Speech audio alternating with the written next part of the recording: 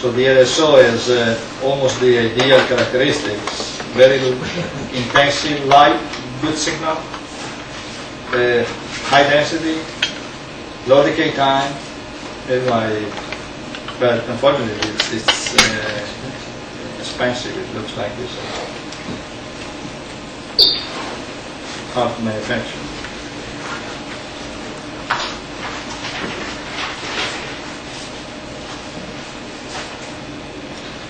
However, the difference in efficiency from an LSO and a BGO of, let's say, at most 10% does not justify the price difference. That is much more than that.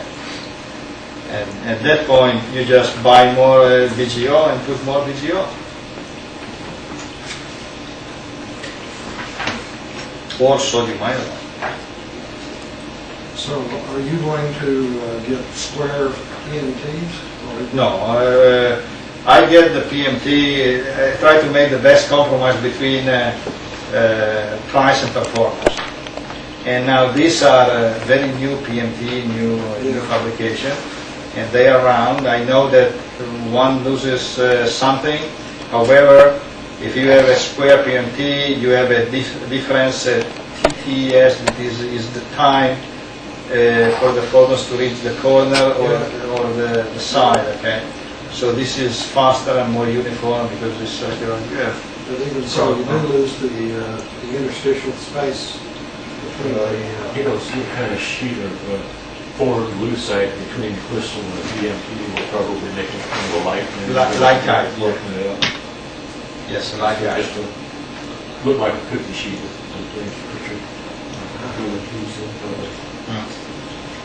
That is, many PET detectors are built with a light guide between the crystal, and the longest one, that is I think 240 millimeter, is the one for the animal, because they are using huge photomultiplier with the case are huge, and they like to make a small diameter.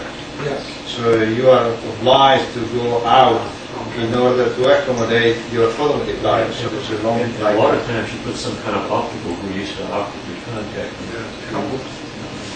Vaseline is the compress. Is the most common. Yeah. Okay, sorry, so we can move on. Okay, so I would agree with many manufacturers saying that to build a long field of view with LSO is not cost effective, that is not feasible. However, if we can do that with sodium iodide or BGO, then I think that there are many reasons, and we can calculate that can be cost effective. is there any concern about Dario's cost estimates? The saving is you are increasing the length by 7 times, the number of photomultiplier increase of 10%. Or compared to the 25 centimeter exact 3D from Siemens, it's even less. So there is no cost increase on photomultiplier.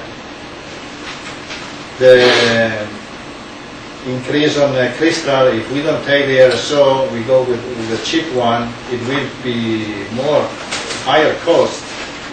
However, it's not 7 times. So anything that we address is not 7 times. So at most, the entire path is 2 times and a half. But we get the benefit of 6 times the patient, lower radiation, lower personnel, saving on personnel. Those are the 3 savings.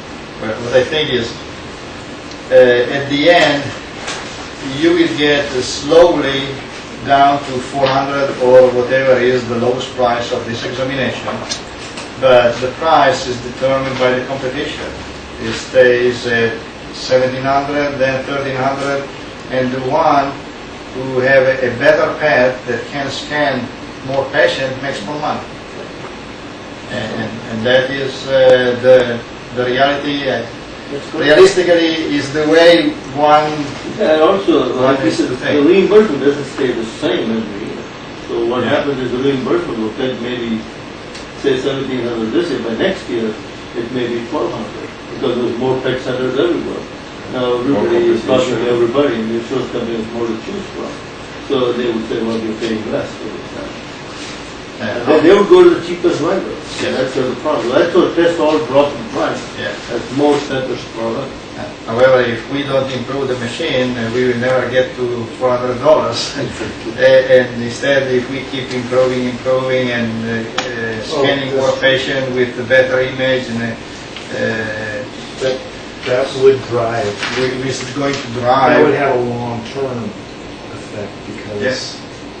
part of, particularly with reimbursement based on technology such as this, there, if you can come up, if new technology comes along that makes it in the long run cheaper, then that helps too, and that'll get The current examination cost for a PET scan. Whole body, not brain. I think the whole body now is somewhere around 1,800 to 2,000 or something like that. You know what's the cost of a whole body PET scan? We get all the body, the thing is, we never do that. I know. I can't give you a figure, but it's always payment by site. You know. How much for chest? Chest scan, the chest pet, for the whole thing, you mean? They pay 400 for the isotope. They pay 800 to 900 for the technical fee. They pay 500 for the reading. So you have those. 1,800. About that, yeah. And if you have the sedation, it's a separate thing. So we sedate the patient with Valium or something, there's the $100 or $200 charge. So they pay that. So each one is quoted separately, so that those get paid separately by that. So there's no total body PET scan. I don't think anybody that I know of, in order to have body paid for that I know of. Because of the cost of the time that will. Unless you're a cash patient, they pay it, otherwise it's never ordered. It's always PET scan of the chest, or PET scan of the abdomen, PET scan of the pelvis, or PET scan of a certain part of the body. That's the way It it's would take a good ordered. hour to do a whole body scan. Excuse me? It would take a good hour to do a whole body scan. Oh, yes. And whole body is considered from here to here. And all the advertisement says a complete body scan in 13 minutes. Right. You can do PET scan of the neck, that's separate, PET scan of the head, brain. You can do PET scan of the thigh or something, if you want to look at that. Right. And that was certain reason to do the test. All those things. What about the detector? There's more concerns about the detector. Are these fast flowable fire tubes? Yes, that is the characteristic. And I am so pleased because that is the characteristic that I like to see in progress. 8-stage multipliers? Yes. The 8-stage is a little faster than the 10-stage, which is more sensitive, but basically you turn up the high voltage and you get what you want. And yes, this one, the sodium iodine, is a very strong signal. And you're operating those in the what, 50-ohm cable, 50-ohm load until they go into preamps. And preamp is on a daughter board. Yes. And then the preamp selects it as an analog value and it's an A to D converter on that board. Then there is lookup table that is normalizing everything. And then that's the peak value, and then how is it that the timing is preserved for the coincidence? That's another channel. There are two comparators. There is this classic constant flexion discriminator made with